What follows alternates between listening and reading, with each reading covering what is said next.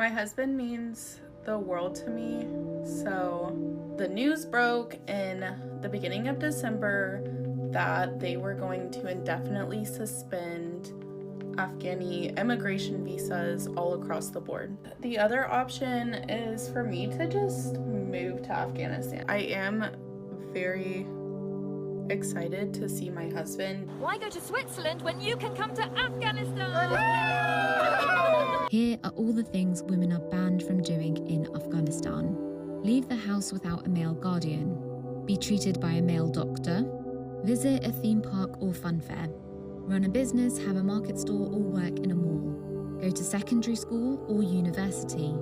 Help provide humanitarian aid by working for a non-governmental organisation. Go to the gym or play sports. The Taliban has now banned windows where women could be seen inside their homes.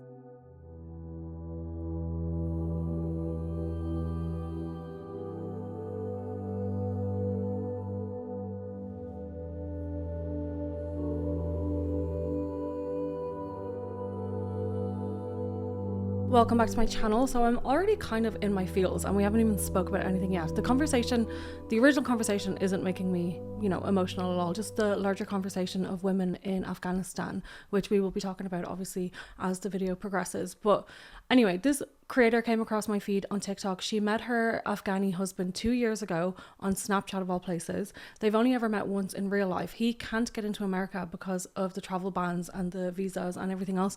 So she's just gonna go to Afghanistan because what's the big deal?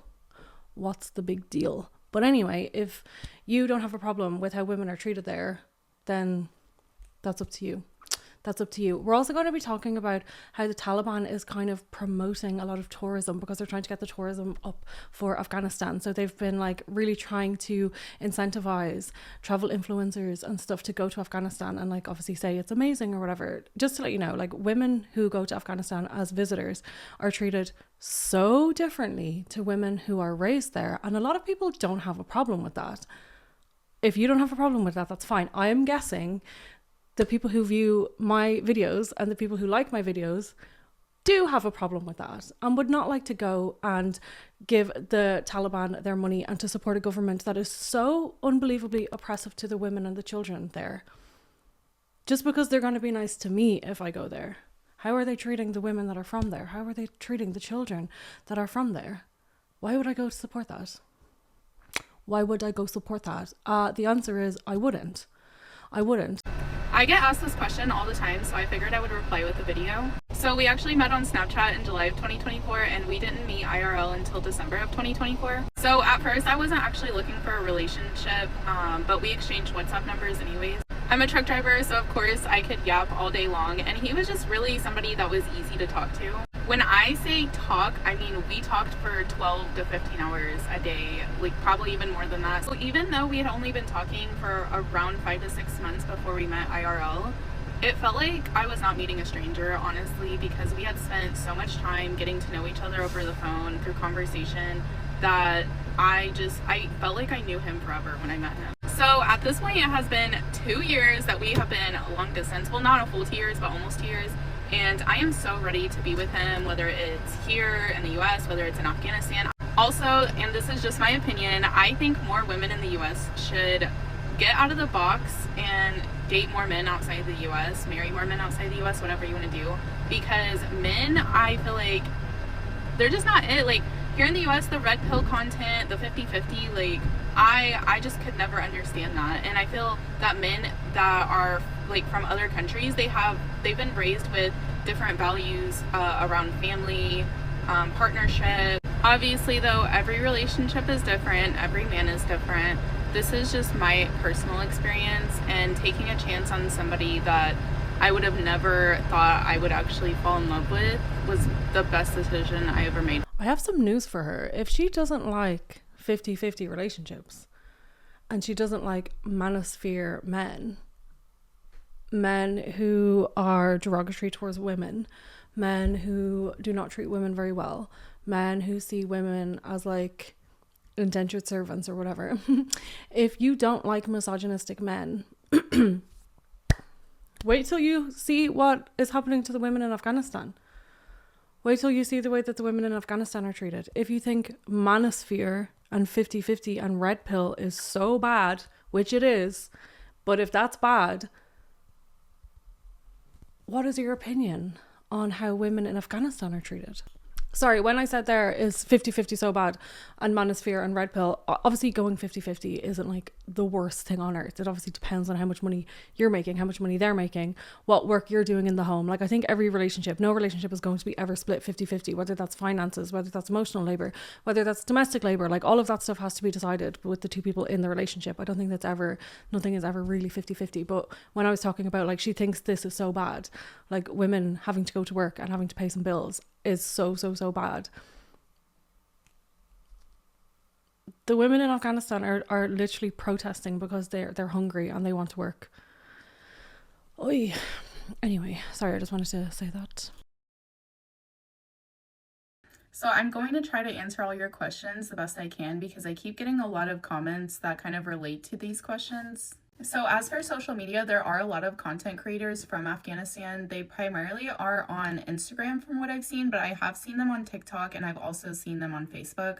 For example, my husband uses Facebook to advertise jewelry that he sells and the cars that he sells. So as for makeup and products like Bath and Body Works, normal, everyday, modest makeup and just being modest with your perfume is generally okay. Obviously, there's a lot of cultural differences when it comes to stuff like that, and weddings and celebrations tend to be a bit different. So when it comes to things like traveling or going out, I'm still learning. I will probably be able to tell you a lot better when I'm actually there, but I'm going there specifically to be with my husband, so I will, on a day-to-day basis, I will be spending all my time with him or his family. And as for the gym, my husband's aunt actually goes to the gym, and it's a women's only gym, which tea, because I would prefer that anyway. I do appreciate you asking respectfully though, and I can't answer all your questions or give you detailed answers, but I will be able to tell you more once I'm actually there.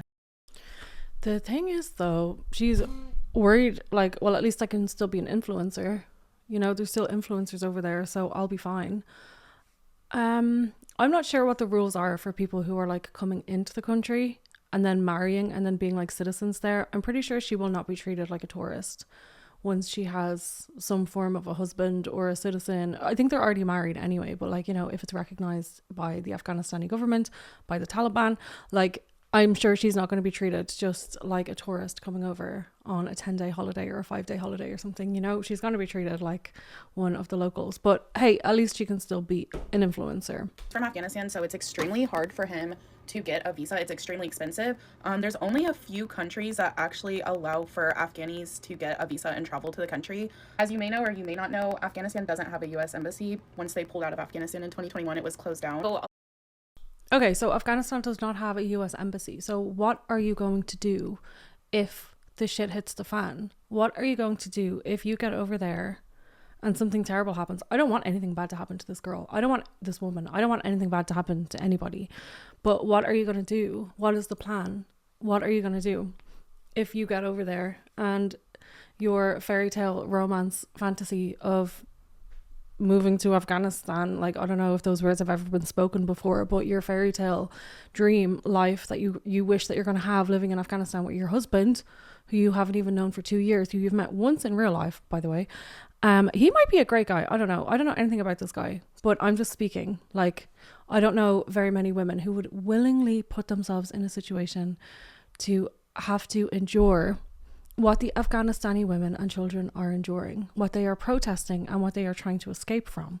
Why would you willingly? She has a full-time job. She's a truck driver. Look at her here doing her makeup, being an influencer, like all the freedom that she gets to enjoy in her life. Like, people in Afghanistan, women in Afghanistan are fighting for that.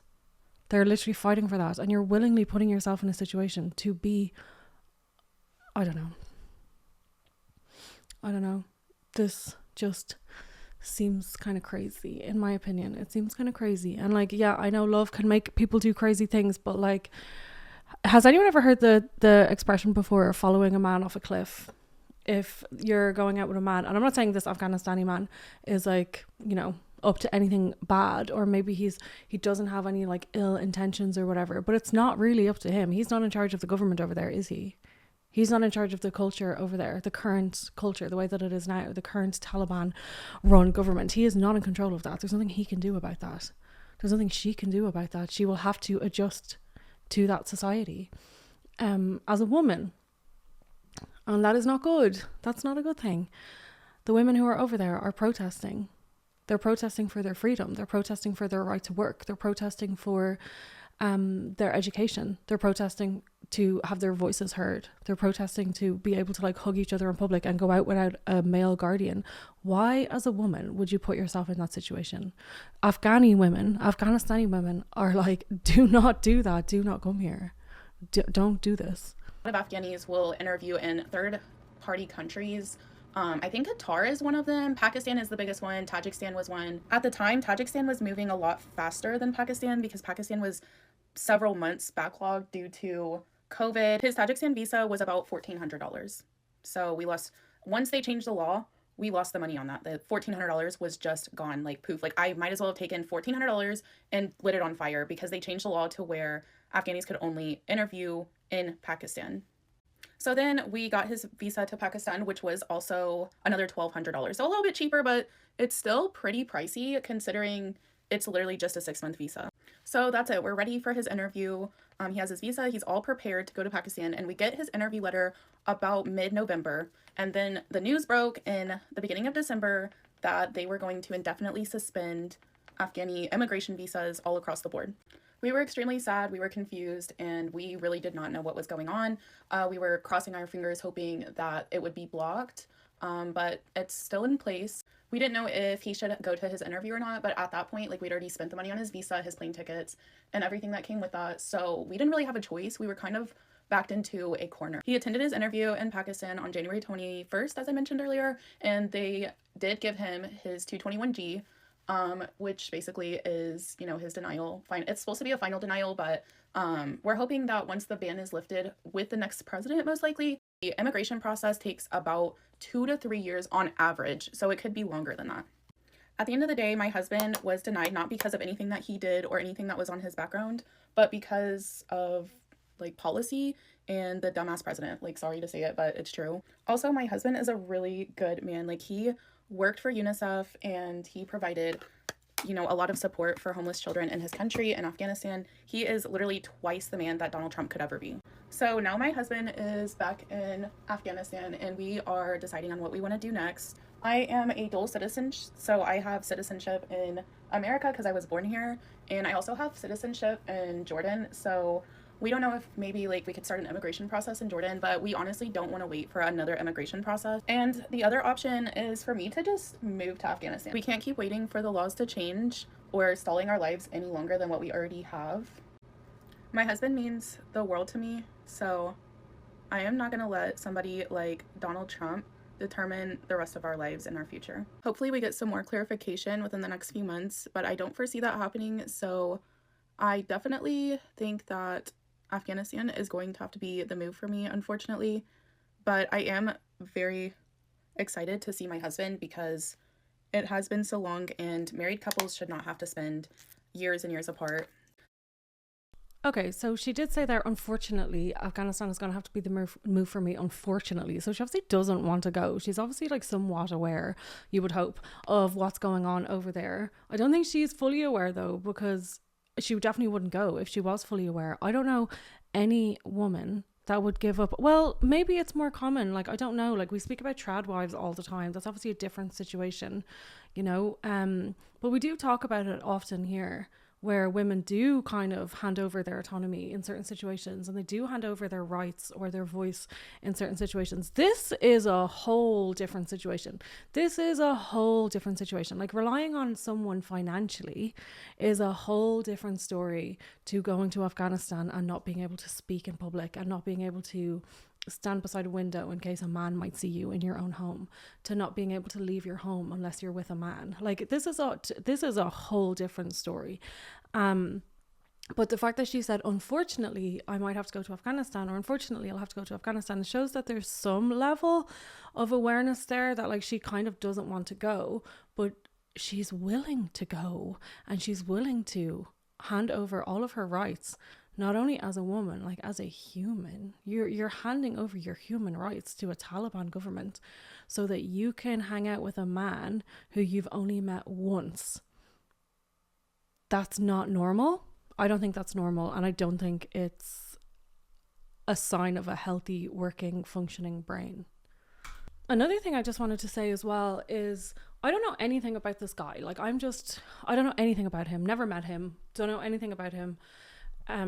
But what I will say is maybe he is a great guy. She said he used to work for UNICEF, blah, blah, blah, whatever. So he should be very aware of the situation that's going on in Afghanistan right now. And he should be absolutely adamant that she should not be there. If he was in love with her, and he really had her best interest at heart, and he really wanted to start a family with her one day and like be together, he would be happy to wait so that she could be kept safe. He would be happy to wait until he was able to get a visa to go live in Jordan. She has citizenship to live in, her dad's Jordanian, so she can go there. It's obviously going to be easier for him to get to Jordan than it would be for him to get to America. So compromise. Compromise. There's other places you could go. You don't have to go to Afghanistan. But she's like, no, I'm going to go because I want to see him now. I don't know. This just seems very not good brain activity going on up there, in my opinion. And also on his behalf, if he really cared about her and he really wanted her to be safe and he really wanted her to live a gorgeous, healthy, lovely, gorgeous life where she was able to get a job and she was able to like live and she was able to leave the house and she was able to be free, he would not want her there. If he really loved her, he would not want her to go to Afghanistan. Here, okay. What's the problem, bro? Can I help you? You speak English? Yeah. Oh my god, bro! I'm so happy to see you. Thank you. Angli, he speaks English. Oh my bloody hell. You wanna Somewhere to sleep, somewhere to eat, somewhere to rest. I will help you. No. Thank you. What's your name, brother? Abdul Malik. Oh my goodness, we've met someone that speaks English. This is my humanity job. Where are you from? I'm from England. England, London. Welcome Afghanistan. Thank you, my brother. Welcome in our province. Thank you so much. Especially in our district. Samangan, I like Samangan already. Yeah. I like it already. You were an English teacher in Mazar Sharif. Yeah. Very cool. I wasn't. I just wanted to show you a few of the like touristy kind of TikToks that I've seen when I was scrolling, making this video, and I was doing a little bit of research or whatever to try and like, people moving to Afghanistan, people visiting Afghanistan, like what's the vibe, what's the crack. So many people travel people and like travel influencers and travel creators have been to Afghanistan or are going to Afghanistan. It seems to be kind of a little bit of like a hotspot at the moment where people are being welcomed in. The Taliban government is trying to get people to come in because it serves a purpose for the Taliban to try and, obviously they get money if there's like Western money being pumped in through, tourism or whatever. And then you have these influencers, these TikTokers, these YouTubers coming in, like millions of followers, millions of views, millions of clicks. People will start to be like, oh, well, it's safe there to travel. It's safe there for women. Like as a woman traveling there, I can go there. I'll be fine. I'll be safe. And it also serves their purpose to kind of like try and promote Afghanistan as this like really welcoming place. And I'm sure the Afghanistani people are lovely. I'm not trying to say anything. Like this guy here who's helping him, like seems like a really decent human, seems like a great guy. That's not what I'm trying to say. I'm not at all trying to say like Afghanistani people are such and such. That's not what I'm saying. I'm speaking specifically about the Taliban ran government and how it oppresses women. That's what I'm talking about. Why would this guy, Mike OK YouTube, that's his TikTok, an English man, why would he travel through Afghanistan knowing how they treat women? Did you see any women in that video, by the way? Did you see any women at all in that video? No, of course there's no women in the video. They're not allowed out. They're not there. Anyway, so it's only men. So this man who's traveling around being like, Afghanistan is great. Yeah, for you. If I went there, it would probably be amazing for me too. If me and my friends went there and covered our hair and we were welcomed as tourists, as visitors, it would probably be fucking unreal. Why would I go there knowing how they treat their women? Why would I go there?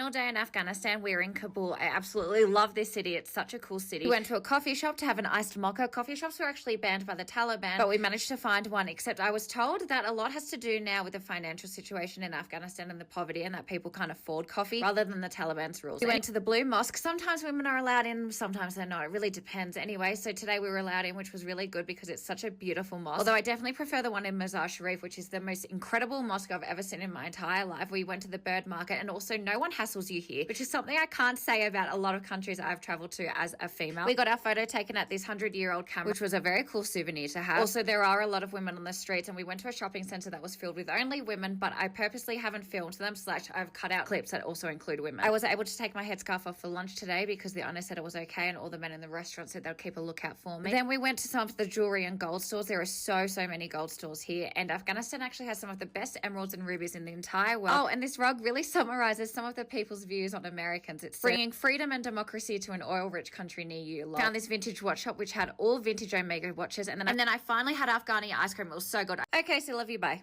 Okay, so that's another video that I came across of a woman traveling, or two women traveling through Afghanistan, and they said that they did see women out, but she just didn't purposefully film them, and that's fine. Women are allowed to leave the house when they are with a male chaperone, when they have someone minding them or keeping an eye on them or whatever. So I'm sure there were women around, and yeah.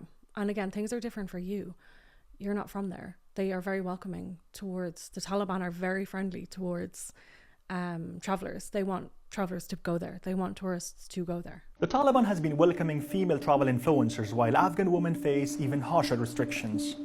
Afghanistan has become an improbable location for a certain type of adventure vloggers and social media creators, most of them young Western men. But foreign women are also visiting the Taliban-run country. The content published from these trips show clips of Afghanistan's stunning nature, historical sites, and even visitors hanging out with the Taliban. However, nearly all the videos overlook the Taliban's intensifying restrictions on women's rights. Content creator Andrea Main is one of the few foreign visitors to Afghanistan to mention the issue. From the videos that I have seen, like, I wanted to give like a different perspective of it, I would say, because there were some of them that were kind of glorifying Afghanistan and kind of shoving it under the rug of what is happening to the women there. In March, a Taliban decree allowed men to beat their wives, as long as it does not break bones or leaving lasting wounds. And since seizing power in August 2021, the Taliban have issued dozens of decrees limiting women's rights, banning them from education beyond 6th grade, sports, many public spaces, and most jobs. We met a former math and physics professor but is now selling carpets, a female doctor but now unemployed, young girls who have to practice their sport and art in secret. According to the Taliban, around 9,500 foreign tourists visited the country last year, and reportedly about 10 to 15% were women. But as foreign women and men explore Afghanistan, Afghan women themselves are not allowed the freedom to do so, as one told RFRL on the condition of anonymity from Kabul. مخکې به خو پارک ته به تللو له خپل خاوند سره له اولادونو سره فکر به م بدل سو یو ساعت به هلته لمر ته ناست وو یو چای یو شی به م راسره یووړ اوس نو هغه ځایونه بند دي پارکونه بند دي چیرې تلای نشو ناامیده یو ډېرې خصوصا د ښځو په باره کې خو بیا بیخي بند. Visitors say the Taliban has made travel easier by issuing visas quickly, attracting more tourists. Most vloggers go on guided tours and speak to mostly men and boys in public. Travel content creators have faced criticism for positively portraying Taliban-run Afghanistan, while virtually ignoring serious women's rights issues in the country. Are we shocked though, if it's like mostly men, if it's 10 to 15% of the 9,500 travellers, just like 10,000 travellers to Afghanistan, only 10% or 15% have been women, so mostly men going there, and shocking, they don't care how women are being treated there. Shocking. Everybody pick your jaws up off the floor. Everybody pick your jaws up off the floor. And I know there are amazing men out there who do give a fuck about women. I know that. And I know there are amazing men out there who would not even fucking dream of going to a Taliban-run Afghanistan where they are treating women like absolute subhumans. Not even subhumans, because like, I don't know what a subhuman is. An animal. Animals have more rights in Afghanistan than the women do. Okay, propaganda I'm not falling for. Afghanistan edition. You can't travel Afghanistan as a woman. The Taliban are everywhere. You can't interact with local women. Traveling Afghanistan is too dangerous. You can't take pictures. You can't solo travel Afghanistan. It's just a war zone. It's a man's world. Afghanistan is just desert. It is not ethical to travel. So this is propaganda that she's not falling for. So she doesn't believe that any of that is true. It's not true for her, a tourist in Afghanistan. It isn't true for her. She even acknowledges this in her comment section. Afghanistan is safe for male and female tourists that wants to spend a week or two here, but it's different for the citizens. And she says, yes, this is all from a tourist perspective. So all of the propaganda that you weren't falling for, it isn't propaganda. You are actually doing propaganda to try and convince people that it is incredibly safe there and that it isn't a man's world and that women aren't free to travel. You are fine from a tourist perspective, but what about the women that live there? What about the women that are from there? It's their country and they don't even have as much freedom as you do. All of the places that you go and visit, all of the freedom that you have to be free to walk around in public and to eat wherever you want and talk to whoever you want and go wherever you want. The women who are from there don't have that. And she's acknowledging it, being like, yeah, this is purely from a tourist perspective. At least she got her photos for Insta though. An Afghan woman reportedly faces death by stoning for secretly teaching girls taekwondo. Khadija Ahmadzada was arrested for going against the Taliban's ban on women playing sport after authorities found out she was teaching students at her house. Her family reportedly haven't heard from her in over a week. So yeah, propaganda I'm not falling for, that women aren't free to do whatever they want. No, she's free as an American tourist or Australian tourist or wherever she's from. She's free to do whatever she wants. But this Afghan woman faces death by stoning for secretly teaching girls martial arts. But yeah, girl, go take your photos for Instagram. Yeah, go take your photos for Instagram. There's like a point as well where you're like, why are they trying so hard to convince people that it's like so safe? Why don't they just say, I don't care. I don't care what happens to the girls and the women there. I just don't care. I just wanted to go see. I wanted to go see. I knew that I was going to be safe. I knew that none of those oppressions or restrictions or denial of human rights were going to affect me personally. So I had no problem who they were affecting as long as it wasn't me. Why don't they just say that? Like, I literally don't care. I don't care what happens to the women and girls there. I don't care that girls are pulled out of school by the age of 11 or 12. I don't care. I don't care that women are forced to marry their rapists or go to jail because they committed adultery because they themselves were raped. I don't care. I don't care about any of that. I don't care that there's children being sold to 50-year-old PDF files. I don't care. I don't care that women can't show their face in public or even in their own home. I don't care that women have to whisper in their own home because if the neighbor reports hearing their voices through the walls, that they will be in trouble for sinning. Why don't you just say you don't care? Heartening sights in the world is little girls going to school, but it's a freedom these girls will only have for a few more years in Taliban-run Afghanistan. When they become teenagers, they'll be pushed indoors. In its 5th year now, the education ban has meant more and more families are pressurizing young women to get married. This 19-year-old travelled to Kabul hundreds of miles from her home in the remote Daikundi province to escape it. Before the ban, my parents passionately encouraged me to study.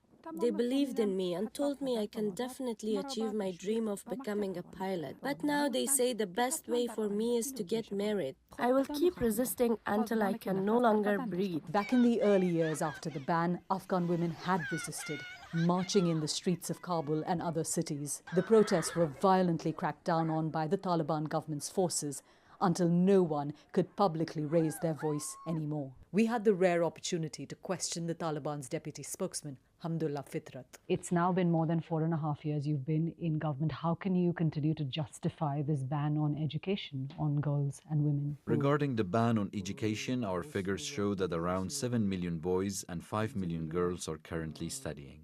The restriction on education beyond grade 6 is a separate issue. When secondary and higher education for girls will be opened is a question for the Ministry of Education, and hopefully they will provide a satisfactory response. You won't allow there to be female doctors, female nurses, female midwives. It's not just about the right to education there. It is about the right to health. It's about their right to a life. The Islamic Emirate is committed to granting women their rights according to Islamic law. As they tighten their grip on the country, women's freedoms keep shrinking. Oh, and that's another thing as well. Women are not allowed to see a male doctor, but the women doctors are not allowed. Women are not allowed to be doctors. So women don't have access to health care, pretty much. But anyway, I'm not an expert on Afghanistan. I'm not an expert on the Taliban. I'm not an expert on anything. Everything that I've researched has just been things that I've been able to just find online, things that I've known over the last few years, just knowing what's been going on since 2021 and being horrified by it and heartbroken by it. So feel free to correct me if I've said anything wrong. I'm always open to having my mind changed. I'm always open to learning more. But yeah, I'm just endlessly heartbroken for women and children. And I was actually so disgusted by the BBC as well. Recently they had a story about a heartbroken father who was forced to sell his daughter, and the picture was him crying, and the story was about him. The story was about the man, the heartbroken grown-up man who was forced to sell his daughter to like his child's daughter to like a much older man because he was so broke and he had to feed his other kids. And the BBC was like, an impossible decision made by a heartbroken father. Why is she not being mentioned? Why is the story not about her? I don't give a fuck about the man who sold his child. I care about the child that is now going to be like in the hands of an absolute fucking you know what, who is just going to have a life of abuse until hopefully she escapes. But anyway, there is story after story after story of young girls, child girls being sold to much older men. And if they run away, when they're found, they will be killed because they're shame on their family for not like marrying the man. And the sons are seen as future providers, which is why they're kept. And the daughters are seen as they can bring in money because they can be sold to much older men. And yeah. And I know there's a lot of poverty in Afghanistan as well. It's a really, really poverty-stricken country. Like there's hardly any jobs, there's hardly any money. The economy is not good, obviously. So some people do face an impossible decision, but I'm sorry, I'm not going to sympathise with a man who sells his children, who sells his daughters. I will sympathise with the daughter. Parwana's father is now doing the unthinkable. I have no work, no money, no food. I have to sell my daughter, he says. I have no other choice. Parwana, who dreams of going to school and becoming a teacher, applies makeup. A favourite pastime for little girls, but Parwana knows she is preparing for what awaits her. My father has sold me because we don't have bread, rice and flour. He has sold me to an old man. The white-bearded man who claims he's 55 years old comes to collect her. He's bought Parwana for 200,000 Afghanis, just over $2,000 US. Covered up, Parwana whimpers as her mother holds her. This is your bride, please take care of her, says Parwana's father. Of course I will take care of her, replies the man. His large hands grab her small frame. Parwana tries to pull away. As he carries her only bag of belongings, she again resists, digging her heels into the dirt. But it's futile. The fate of this small, helpless child has been sealed. The uncovered faces of female models are painted out on buildings. The Taliban basically believe women should all but disappear from public life. It's nonsense, of course, and behind the curtain, it's utterly ignored. Beauty salons were initially closed, but the women owners are the main family breadwinners, so they've been allowed back. But the relationship with the Taliban's morality police is tense. In the first week, we were scared and worried because we had no permission. After a week, we opened the salon and they told us that we don't have permission to work and that we should close it, so we went home. After a few days, they said we could reopen the salon, but we must wear the hijab and the black veil, and we should have long scarves and keep our faces covered. And then we could come in and start to work. Over the past 20 years, a new generation of educated and ambitious women has grown up, expecting a lot more than the Taliban's archaic sense of order. They're angry and scared, but determined. We won't identify her, but this 22-year-old working in her family shop is about to finish her degree in Russian. She has no intention of staying. If the government stays, I will leave my country to further my education, and I will not come back. Well, this government exists here. Can I ask it this? My daughter is about the same age as you. She's a bit younger. She works in the fashion industry. Could you tell her what your life is like? My message is to never surrender your independence, to be free and live in freedom as much as you can. Don't be imprisoned. And if your government is extreme, do not put up with it. Okay, so that's a message that I wish that the girl who is trying to move to Afghanistan should listen to never give up your independence, to live your life free in freedom, and to not put up with oppressive governments. So why these Afghanistani women are trying so hard just to work and just to educate themselves and just to build a life for themselves and to try and get away from the oppressive government that is smothering them, erasing them, forcing them into the home. Even when they're in the home, they still have to be careful about who can see them, who happens to walk by and see them through the window, who might be able to hear them if they're talking or laughing. They're still not even free in their own home.